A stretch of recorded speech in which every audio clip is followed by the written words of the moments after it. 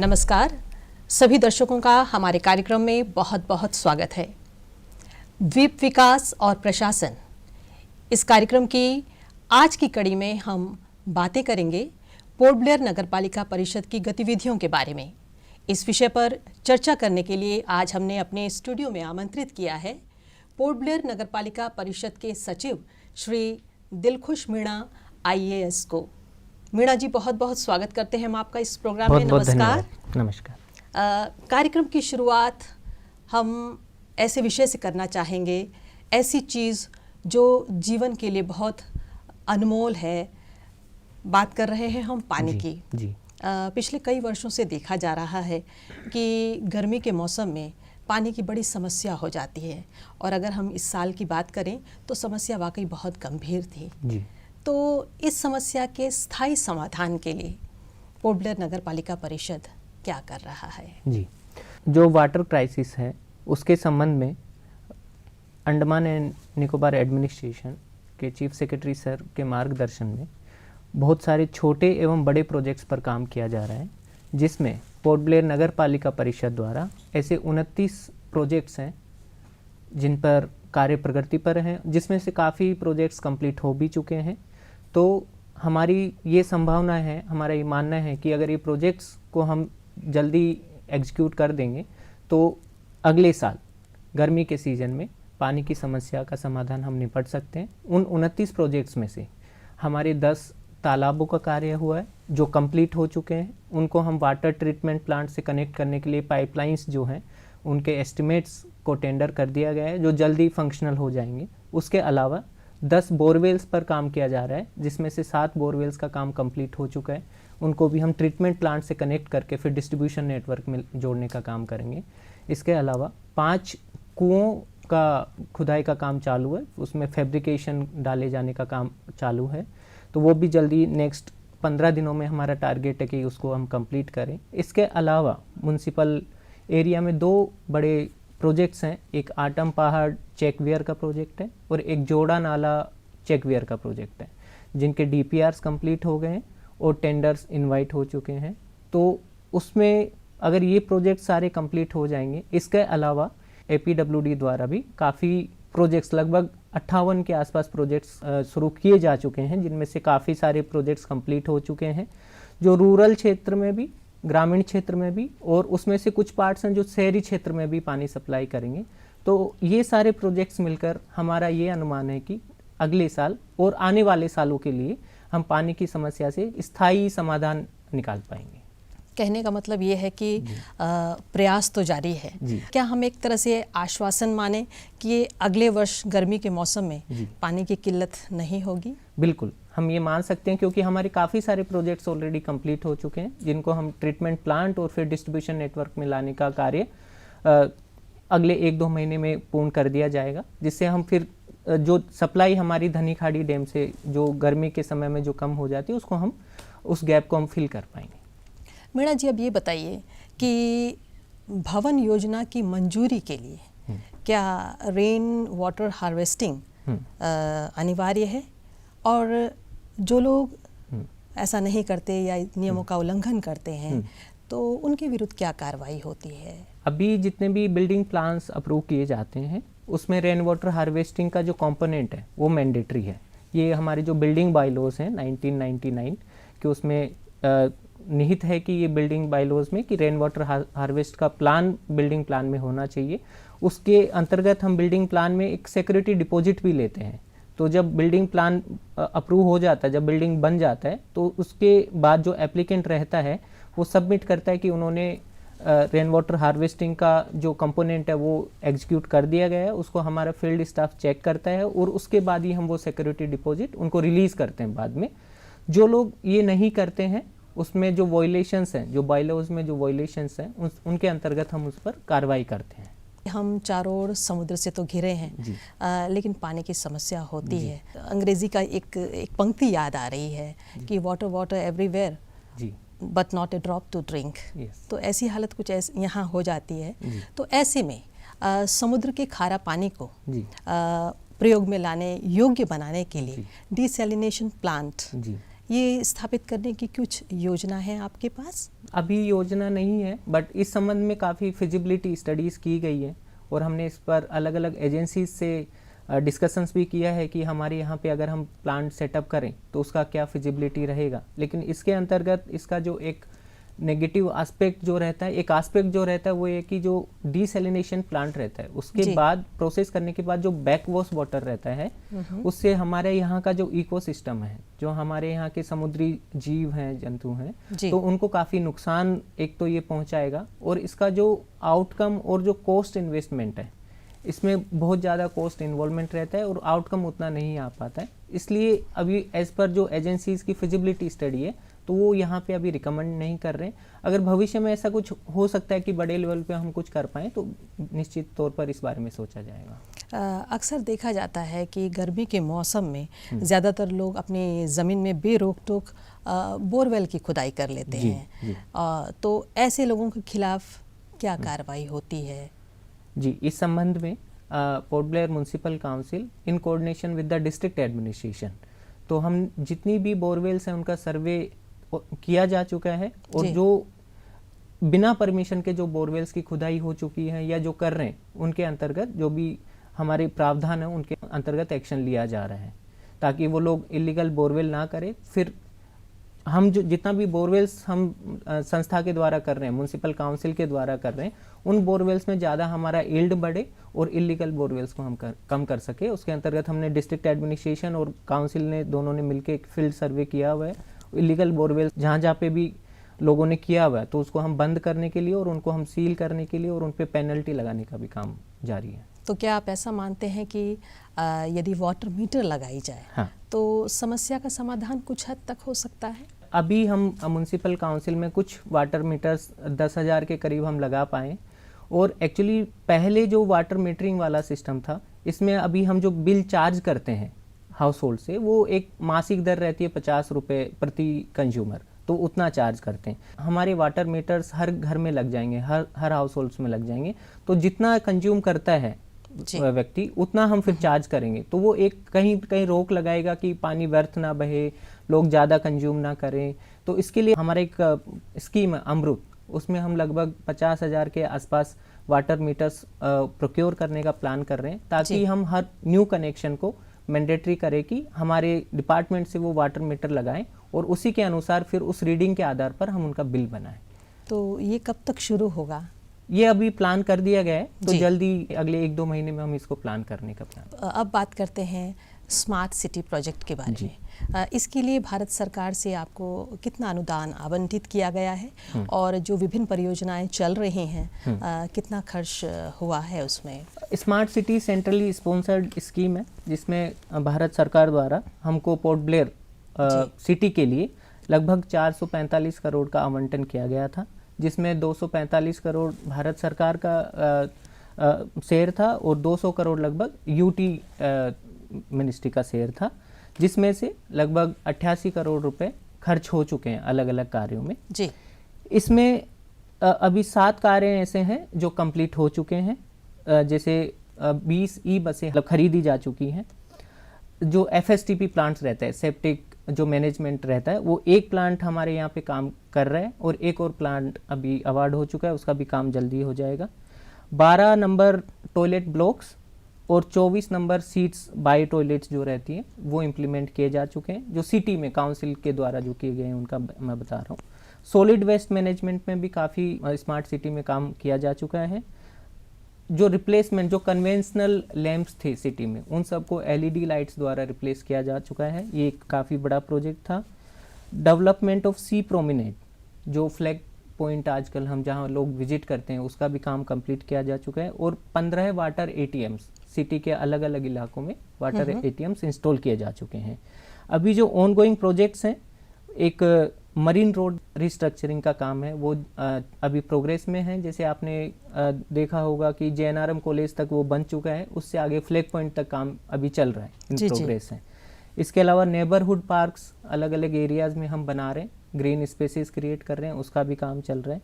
और integrated command control centre, उसका अगले महीने तक हमारा अनुमान है कि उसको इनोग्रेट करके उसको फंक्शनल किया जाएगा। तो ये अलग अलग प्रोजेक्ट्स हैं जिन पे काम जारी है। मीणा जी, जैसे कि अभी आपने कहा मरीन ड्राइव की बात की, जी। ये वही प्रोजेक्ट है जो मरीन एस्पिनेट जो कह रहे हैं? जी। इसके बारे में थोड़ा सा हमारे बताएं। जी, तो इसमें जो अभी जो काम कंप्लीट हुआ है वो जेएनआरएम कॉलेज तक का काम कंप्लीट हो चुका है, वाटर स्पोर्ट्स कॉम्प्लेक्स से जो आगे तक का। उसमें अभी जो काम चल रहा है सेकंड फेज इसका, वो जेएनआरएम कॉलेज से फ्लैग पॉइंट तक का काम मतलब अगले 3-4 महीने में कंप्लीट हो जाएगा। काम प्रगति पर है, वहाँ पे काम चल भी रहा है।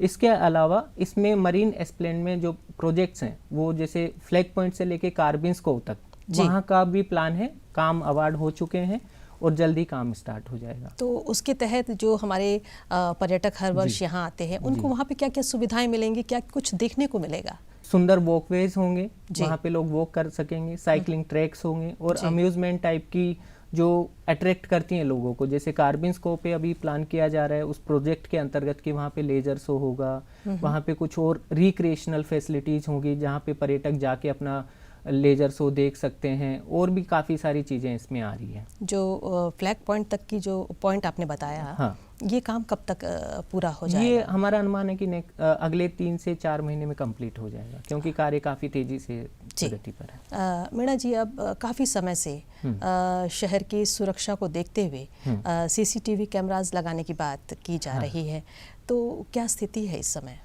ये प्रोजेक्ट जैसा कि मैंने बताया, integrated command and control centre जो स्मार्ट सिटी का प्रोजेक्ट है, उसी के तहत इसमें काम किया जा रहा है। इसमें जो लाइंस बिछी नहीं है कनेक्टिविटी की, उसका काम कंप्लीट हो चुका है। और जैसे ही मैं बता रहा था कि अगले महीने तक हम integrated command and control centre को फंक्शनल करने का प्रयास है हमारा, तो उसी के अंतर्गत अभी कैमरे लगने स्टार्ट हो जाएंगे पोल्स पे, जहाँ पे अलग अलग फीड उस सेंटर पे मिलेगा, और उस फीड के आधार पर हम अलग अलग जो हमारी जैसे पुलिस है, डिजास्टर मैनेजमेंट है, और अलग जो विंग्स है एडमिनिस्ट्रेशन के, उनको हम इन्फॉर्म कर सकते हैं ताकि उस पर हम काम कर सकें। ठोस कचरा प्रबंधन, इसके लिए पोर्ट ब्लेयर नगर पालिका परिषद द्वारा क्या कदम उठाए जा रहे हैं? इसमें हमारे जो सैनिटेशन विंग है पोर्ट ब्लेयर नगर पालिका परिषद की जी, तो डोर टू डोर कलेक्शन हम डेली हर वार्ड में इंश्योर करते हैं। उसमें हम जो डोर टू डोर कलेक्शन करते हैं वो ड्राई एंड वेट वेस्ट के तहत कर रहे हैं अलग अलग, ताकि हाउस होल्ड लेवल पे वो सेग्रीगेट हो जाए। जो ड्राई वेस्ट होता है उसको हमारे म्युनिसिपल में, शहर में लगभग 12 जो हमारे सेंटर्स बने हुए हैं, SRLM सेंटर्स, वहाँ भेजते हैं। वहाँ उनको सेग्रीगेट करके जो हमने वेंडर्स तय कर रखे हैं वो वेंडर्स उनको बेलिंग करके मेनलैंड वहाँ ट्रांसपोर्ट करते हैं। जो ग्रीन वेस्ट है, जो वेट वेस्ट है, उसको हम हमारे जो पार्क्स हैं जैसे गांधी पार्क हैं, जोगर्स पार्क हैं, और अलग अलग जो ग्रीन स्पेसेस हैं वहाँ पे उनको कंपोस्टिंग का काम किया जाता है। इसके अलावा जो वेट वेस्ट जो बचता है बल्क में, उसको हम जो वृक्षाबाद हमारा डंप जहाँ पे हम कचरा डालते हैं, वहाँ पे भी हमने बड़े बड़े कंपोस्टिंग यूनिट्स बना रखे हैं। तो इस तरह से अभी का ये प्लान किया जा रहा है। और ई वेस्ट और मेडिकल वेस्ट, इसका कैसा मैनेजमेंट आप करते हैं? तो जितने भी शहर में हॉस्पिटल्स हैं और जो भी ई वेस्ट जनरेट होता है उसको हमने एजेंसीज निर्धारित कर रखी है, वो वहाँ से कलेक्ट करते हैं। वो वेंडर्स उनको कलेक्ट करते हैं, उनको प्रोसेस करते हैं और फिर वो मेनलैंड ट्रांसपोर्ट करते हैं। प्रथम लेवल पर जो ई वेस्ट रहता है वो वृक्षाबाद में हमने अलग से सेंटर बना रखा है SRLM सेंटर के बगल में, तो वहाँ पे जाता है। फिर वहाँ से वो प्रोसेस करके सेग्रीगेट करके फिर वहाँ पे मेनलैंड ट्रांसपोर्ट करते हैं। पिछले कई वर्षों से हम देख रहे हैं कि जब बहुत भारी बारिश होती है तो शहर के प्रमुख नालों के बंद होने के कारण शहर के जो निचले इलाके हैं, सड़कों पर पानी भर जाता है। कई सालों से हम देख रहे हैं। तो ये इस स्थिति से निपटने के लिए क्या कर रहे हैं आप? पहले जो शहर का एरिया था उसमें 18 ही वार्ड थे, फिर बीच में 6 वार्ड और ऐड हो गए, 24 वार्ड टोटल हो गए। तो जो मेजर ड्रेन्स थे और जो माइनर ड्रेन्स थे उनका हमने एक कंप्लीट लिस्ट बनवाया है, उनका GIS मैपिंग भी हम कर रहे हैं और उनका एक शेड्यूल बनवा रहे हैं। एक शेड्यूल कि उनका डीसिल्टिंग का शेड्यूल प्लस रेगुलर क्लीनिंग का शेड्यूल, उसको हम आम जो हमारी पब्लिक हैं उसके सामने भी रखेंगे, उसका उनके तहत उनका फीडबैक भी लेंगे। तो अभी रिसेंटली भी ऐसी मतलब स्थिति देखने को मिली है कि ज़्यादा बारिश होती है लगातार, तो नालों में पानी भर के वो आसपास के इलाकों में बह जाता है। तो अभी बीच में पिछले सप्ताह में हमने विजिट भी किया था जी। 3-4 वार्ड्स का कि हम यहाँ पे क्या कर सकते हैं। तो एक प्रमुख जो हमारा काम है वो डीसिल्टिंग तो करना ही है सारे जो मेजर ड्रेन्स है उनका, और कुछ ड्रेन्स प्रपोज करने हैं, नए ड्रेन्स, ताकि एक ही नाले पे ज़्यादा दबाव ना रहे पानी का, ताकि वो पानी 1-2-3 जगह पे बाइफरकेट होके वो अलग अलग उसमें लोड ले सके। इस तरीके से हम प्लान कर रहे हैं कि एक बार बारिश से पहले, जैसे नेक्स्ट सीजन आएगा उससे पहले, हम सारे जितने ड्रेन्स हैं उनको डीसिल्ट करके, उनको क्लीन करके रेडी रखें। तो इसके अलावा जो मुख्य कारण रहता है कि हमारे जैसे फॉरेस्ट, पेड़ पौधे काफ़ी हैं नालों के किनारे, तो उनके डाल और वो कट के उसमें फंस जाते हैं या कचरा फंस जाता है। तो जितने भी मेजर ड्रेन्स, हमारा ये ड्रेन है आरके मिशन के यहाँ पे, तो एक अरेस्टर लगवाया है, मतलब बूम बैरियर बोलते हैं उसको। तो जितना भी कचरा आता है, जितना भी अपशिष्ट आता है जो वहाँ पे रुक सकता है, उसको हम क्लीन कर दें, ताकि वो उसकी वजह से क्लोगिंग ना हो, वाटर क्लोगिंग ना हो और पानी स्मूथली बहता रहे। ऐसा प्लान हम सारे जो मेजर ड्रेन्स हैं उनमें प्लान कर रहे हैं। कहीं जाली लगा रहे हैं, कहीं बूम बैरियर लगा रहे हैं, ताकि जो जितना भी वेस्ट जाता है, प्लास्टिक हो गया या और कुछ हो गया, उसकी वजह से पानी रुके ना। तो देखिए, पोर्ट ब्लेयर नगर पालिका परिषद तो अपना काम कर रहा है, ऐसे में नागरिकों का भी दायित्व बनता है। आपने भी शायद देखा होगा, लोग अक्सर रास्ते से कुछ खरीद लेते हैं और जो भी होता है कचरे को फेंक देते हैं नालों में। तो ऐसे में आप इस समय जो आपको देख रहे हैं, नागरिकों से क्या कहना चाहेंगे आप? और यही रिक्वेस्ट है सभी सिटीजन से कि नगर पालिका परिषद अलग अलग विंग्स में अपना काम बड़े तेज़ी से और बड़े अच्छे से अभी कर रही है।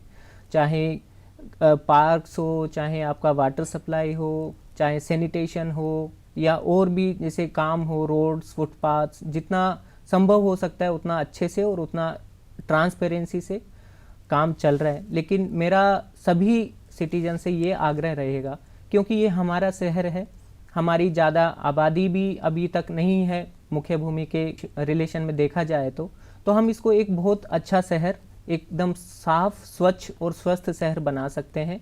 तो ये केवल एक, जैसे कहने को तो आप कह सकते हैं कि पोर्ट ब्लेयर नगर पालिका परिषद की जिम्मेदारी, हम मानते भी, हम काम भी कर रहे हैं, लेकिन ये व्यक्तिगत जो इंडिविजुअल रहता है उसकी भी जिम्मेदारी बनती है कि हम अपने आसपास कचरा न फैलने दें। जितना भी वेस्ट आपका होता है वो आप सेग्रीगेटेड ड्राई एंड वेस्ट करके हमारे जो कर्मचारी आते हैं उनको आप सौंपें। उसके अलावा जितना भी ड्रेन्स में आप जो कचरा फेंकते हैं, जिनसे काफ़ी समस्या लोगों को होती है, तो वो सारी चीज़ों के अगर हम एक एक करके अपनी अपनी जिम्मेदारी निभाएंगे तो शायद हम सब मिलकर इसको हमारे देश में सबसे अच्छा शहर, सबसे स्वच्छ और सबसे स्वस्थ शहर बना सकते हैं।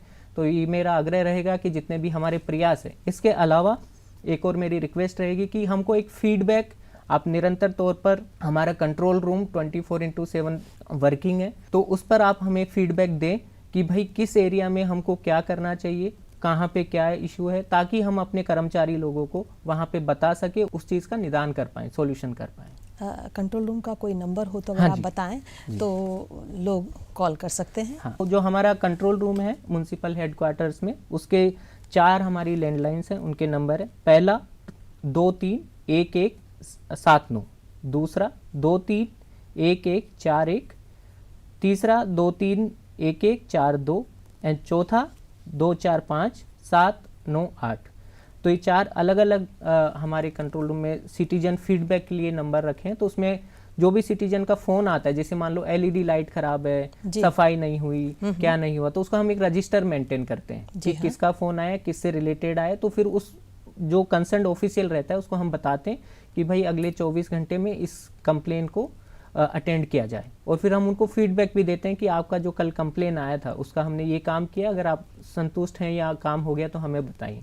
तो हमने एक अच्छा सा फीडबैक सिस्टम वहाँ बना रखा है। तो हम चाहते हैं कि ज़्यादा से ज़्यादा लोग हमें बताएं, क्योंकि जब तक फीडबैक सिस्टम हम इन्वॉल्व नहीं करेंगे तो हमको नहीं आइडिया लगता कि बहुत सारा अलग अलग इलाकों में क्या क्या इश्यूज हैं। यानी लोगों का जागरूक होना बहुत ज़रूरी है।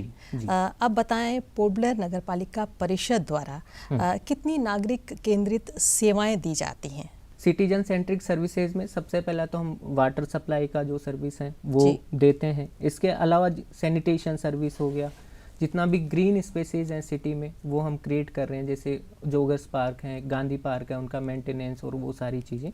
तो इन सब चीज़ों के मतलब जैसे डोर टू डोर कलेक्शन हो गया सैनिटेशन में, वाटर सप्लाई में कंटिन्यूस हमारे लोग काम पे लगे रहते हैं।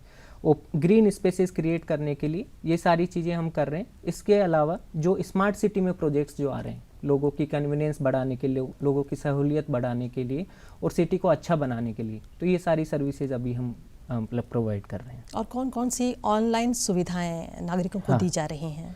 ऑनलाइन सुविधाओं में 2017 में हमने पोर्ट ब्लेयर ई नगर सेवा का एक पोर्टल लॉन्च किया गया था, जिसमें लगभग 27 सर्विसेज ऐसी हैं जो ऑनलाइन दी जा रही हैं, जिसमें मेजर है कि आप जो वाटर बिल है वो आप ऑनलाइन पेमेंट कर सकते हैं, प्रॉपर्टी टैक्स है वो आप ऑनलाइन पेमेंट कर सकते हैं, आप किसी एनओसी के लिए भी ऑनलाइन अप्लाई कर सकते हैं, मार्केट रेंट पेमेंट्स हैं, जितनी भी मार्केट्स हैं म्यूनसिपल के, उसकी भी दुकानों का जो रेंट रहता है वो भी आप ऑनलाइन पे कर सकते हैं।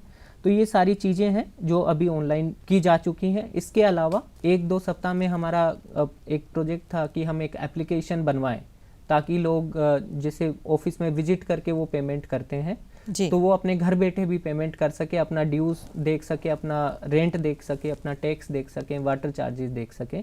तो जल्दी ही लोगों को ये सुविधा हम उपलब्ध कराएंगे कि वो एप्लीकेशन के माध्यम से यूपीआई और क्यूआर कोड के माध्यम से पेमेंट कर सकें। अब बताएं कि भारत सरकार द्वारा चलाई जा रही किन किन योजनाओं को पोर्ट ब्लेयर नगर पालिका परिषद इन द्वीपों में लागू कर रहा है? जी, मुख्य 3 योजनाएं हैं, जिसमें पहली है Deendayal Upadhyay National Urban Livelihood Mission, जिसके 3 कंपोनेंट्स मेजर हैं। इसके अलावा एक स्कीम है पीएम स्वनिधि स्कीम और एक तीसरी स्कीम है प्रधानमंत्री आवास योजना अर्बन। तो जो दीनदयाल उपाध्याय अंत्योदय योजना है नेशनल अर्बन लाइवलीहुड मिशन, उसके 3 कंपोनेंट्स हैं। पहला कंपोनेंट है employment through skill training and placement. तो इसमें हम क्या करते हैं कि जो लोग इंटरेस्टेड रहते हैं, जैसे सिलाई का काम हो गया या कुछ फ्लावर से रिलेटेड बनाने का काम हो गया, तो उनको हम 2 हमारी एजेंसीज हैं जो पार्टिसिपेट कर रही हैं इसमें, उनके थ्रू हम उनको ट्रेनिंग करवाते हैं। ट्रेनिंग के बाद उनको प्लेसमेंट का भी प्रावधान प्रोविजन उसमें शामिल है और उस जो ट्रेनिंग का पीरियड रहता है उसमें हम उनको स्टाइपेंड भी देते हैं जो भी सरकार द्वारा निर्धारित है। दूसरा कंपोनेंट है social mobilisation and institutional development. इसके तहत हम सेल्फ हेल्प ग्रुप्स जो रहते हैं, स्वयं सहायता समूह रहते हैं, उनको बनाने का प्रोत्साहित किया जाता है और उसमें भारत सरकार के द्वारा जिनकी ऐसे अर्बन पुअर जिनकी इनकम जो आय है वो 2 लाख से कम हो, ऐसे एसएचजीज को बढ़ावा दिया जाता है और उन एसएचजीज को अलग अलग लेवल पर, पहले लेवल पर 10,000, फिर 50,000, फिर 1 लाख तक का लोन प्रोवाइड किया जाता है। तीसरा है सेल्फ एम्प्लॉयमेंट प्रोग्राम। इसी स्कीम के तहत उसमें जो एसएचजीज हैं उनको जो बैंक लोन्स दिया जाता है वो 7% की नॉमिनल इंटरेस्ट रेट पे दिया जाता है और अगर वो उसको टाइम पे रीपे कर देते हैं तो 3% का फिर इंटरेस्ट सबवेंशन उनको मिलता है। तो काफ़ी अच्छी स्कीम है, इसमें हमारे काफ़ी एसएचजीज भी पार्टिसिपेट कर रहे हैं। और एक स्कीम है support from urban street vendors. तो इसमें हमने हमारी म्यूनसिपल काउंसिल ने 676 सर्टिफिकेट्स ऑफ वेंडिंग ऐसे लोगों को दिए हैं, उनको आईडी कार्ड्स भी दिए हैं with town vending committee.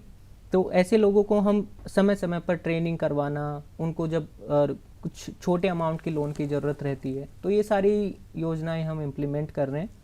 PM Svanidhi scheme में जो कोविड-19 की महामारी के बाद जो स्ट्रीट वेंडर्स थे उनकी हालत को देखते हुए भारत सरकार ने ये स्कीम लॉन्च की थी।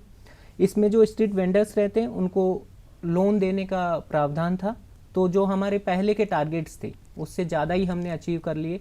अभी कुछ टारगेट्स सरकार ने बढ़ाए हैं, उन टारगेट्स को हम जल्दी अचीव कर लेंगे। इसके तहत भी पहले 10,000 का लोन, फिर 20,000 का लोन, फिर वो पे कर देते हैं तो 50,000 का लोन, ताकि वो अपना जो दुकान रहती है वो अपने रिसोर्सेज को बढ़ा सकें और अच्छे से चला सकें।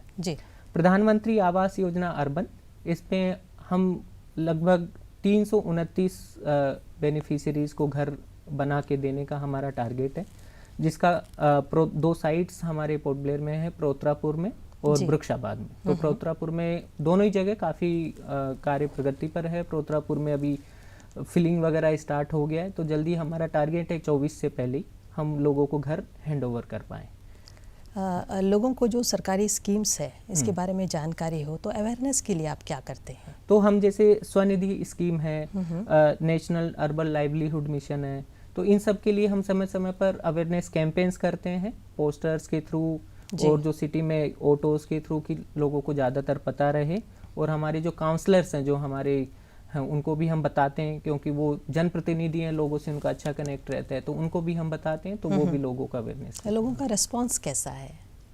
लोगों का रिस्पांस काफ़ी अच्छा है। इनफैक्ट जो स्वनिधि स्कीम में है जी तो लोग काफ़ी आगे से पार्टिसिपेट कर रहे हैं कि हमारा दुकान को हम बढ़ाना चाहते हैं। आज हम 1000 रुपये प्रतिदिन कमाते हैं, तो हम इसको और बढ़ाना चाहते हैं, हम और चीज़ें इंपोर्ट करना चाहते हैं, खरीदना चाहते हैं, तो जी लोग काफ़ी आगे बढ़ रहे हैं, आगे आ रहे हैं। जी मीणा जी, आप बताइए कि पोर्ट ब्लेयर नगर पालिका परिषद की जो ग्रीन कनेक्ट जो पहल है आपकी, हाँ। थोड़ा हमारे दर्शकों को आप विस्तार से बताएं इस बारे में, क्या है ये? जी, जो ग्रीन कनेक्ट प्रोजेक्ट है, ये हमारा स्मार्ट सिटी जो योजना है सिटी की, उसी का एक पार्ट है, जिसमें जोगर्स पार्क है उसको गांधी पार्क के से कनेक्ट करने का एक प्लान है। काफ़ी अच्छा ब्यूटिफिकेशन, रिक्रिएशनल और अच्छे से बीच में सिटी फॉरेस्ट भी आता है, तो उसको भी कनेक्ट करने का एक प्लान है, जिसका जी। काम अवार्ड हो चुका है और हम आशा करते हैं कि जल्दी से ही ये काम समाप्त हो और लोगों को इसका फ़ायदा मिले। जैसे कि आपको पता है, गांधी पार्क भी काफ़ी एक अच्छा रिक्रिएशनल सेंटर है, ग्रीन स्पेस है, जहाँ पे लोग जाते हैं, घूमते हैं। जोगर्स पार्क भी एक बहुत ही अच्छा स्पेस है सिटी में। तो गांधी पार्क में लगभग 20 एकड़ का जो ज़मीन है उसको रीडेवलप करने का प्लान है, और जोगर्स पार्क में लगभग 4 एकड़ है, और जो सिटी फॉरेस्ट है जो दोनों को कनेक्ट करेगा वो लगभग 60 एकड़ का एरिया रहेगा। तो उस पूरे को इको फ्रेंडली स्ट्रक्चर्स उन सब से कनेक्ट करने का प्लान है, जहाँ पे योगा करने के अलग अलग जो स्टैंड्स रहते हैं, वो प्लेटफॉर्म्स हैं, वो बनाए जाएंगे। इको फ्रेंडली तरीके से ही लोगों के लिए रिक्रिएशनल स्पेस बनाए जाएंगे, और गांधी पार्क में भी काफ़ी सारा जो ब्यूटिफिकेशन काम है, जो रिक्रिएशनल है, बोटिंग वगैरह, वो सारा उसमें प्रावधान रखा गया है। तो मेरे ख्याल से मेरा ये मानना है कि अगर ये प्रोजेक्ट जैसे ही कंप्लीट होगा तो लोगों के लिए और टूरिस्ट के लिए भी एक बड़ा अट्रैक्शन का काम करेगा। जी जी। और वीकेंड्स पे हो गए, बच्चे हो गए, फैमिलीज हो गई, तो उनके लिए भी एक बहुत ही अच्छा एक प्लेटफॉर्म रहेगा, एक अच्छा स्पेस रहेगा। जी जी। अब बात करते हैं, हमने सभी ने नोट किया है कि यहाँ दिन प्रतिदिन वाहनों की संख्या बढ़ती जा रही है, इससे पार्किंग की बहुत बड़ी समस्या उत्पन्न हो जाती है। मीणा जी, इस समस्या से निपटने के लिए क्या किया जा रहा है? पार्किंग का, जैसे हम सबको पता है, एरिया हमारा कम है, अर्बनाइजेशन ज़्यादा है, लोगों के पास व्हीकल्स की संख्या दिनों दिन बढ़ती जा रही है। तो इसमें अभी हमारा पहला जो कदम इस क्षेत्र में है कि हमारे जो अनआइडेंटिफाइड पार्किंग स्पेसेस हैं सिटी में, जहाँ पे लोग अनऑथराइजली और मतलब ऐसी गाड़ियाँ खड़ी कर देते हैं ताकि जो लोग बाकी लोग रहते हैं उनको बड़ा दिक्कत रहता है। तो अभी पिछले 2 महीने में हमने एक सर्वे करवाया हमारे म्युनिसिपल काउंसिल के अलग अलग विंग्स द्वारा, बिल्डिंग और इंजीनियरिंग विंग और सैनिटेशन विंग और रेवेन्यू विंग। तो हमने 36 ऐसे पार्किंग स्पेसेस आइडेंटिफाई किए हैं। उन पार्किंग स्पेसेस को हम फंक्शनल करने का प्रयास किया गया था, अभी वो ऑलमोस्ट हो गया है। उसमें हम क्या कर रहे हैं कि जो पोस्ट मशीन रहती है उसके माध्यम से उन पार्किंग्स को अच्छे से मैनेज करें, ताकि लोग एस्थेटिक और अनऑथराइजली व्हीकल्स पार्क ना करें, जिससे ट्रैफिक को दिक्कत होता है ये सब।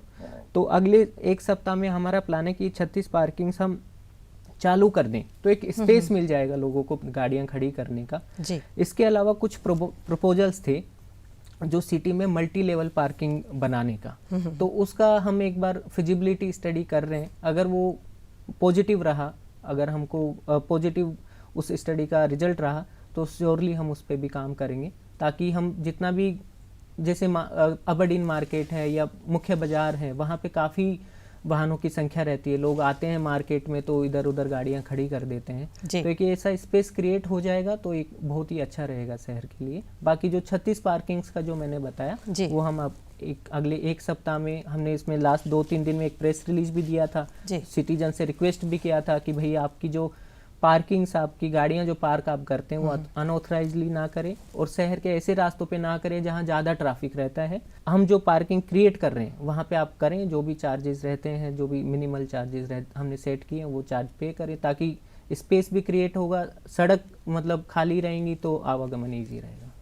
तो दिलखुश मीणा जी, आज आप हमारे कार्यक्रम में आए और आपने पोर्ट ब्लेयर नगर पालिका परिषद की गतिविधियों के बारे में विस्तार से हमें जानकारी दी। आपका कार्यक्रम में आने के लिए बहुत बहुत धन्यवाद। थैंक यू, बहुत बहुत धन्यवाद। दर्शकों, द्वीप विकास और प्रशासन, इस कड़ी में आज हमने बात की पोर्ट ब्लेयर नगरपालिका परिषद की गतिविधियों के बारे में। अगले कार्यक्रम में किसी नए विषय के साथ हम फिर उपस्थित होंगे। तब तक के लिए नमस्कार।